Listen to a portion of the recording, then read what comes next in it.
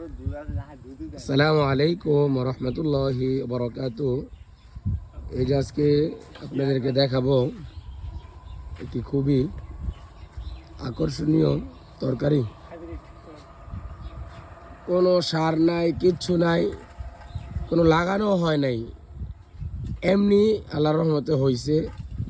এই যে দেখাচ্ছি, হ্যাঁ এই যে দেখা, ওই যে দেখতে পাচ্ছেন, দেখেন কত বড়, কত বড়, দেখাও দেখাও।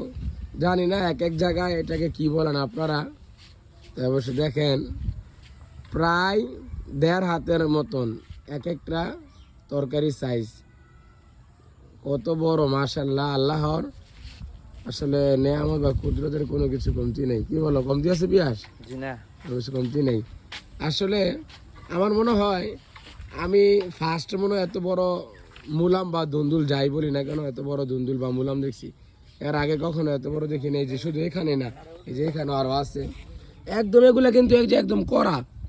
অনেকে হয়তো বলবেন যে এগুলা বাড়তি হয়ে গেছে, না না, এই যে একদম কড়া। এই জায়গায় দেখছেন বিসিগুলো, দেখছেন, এই দেখেন একদম কড়া, একদম একদম কড়া এগুলা।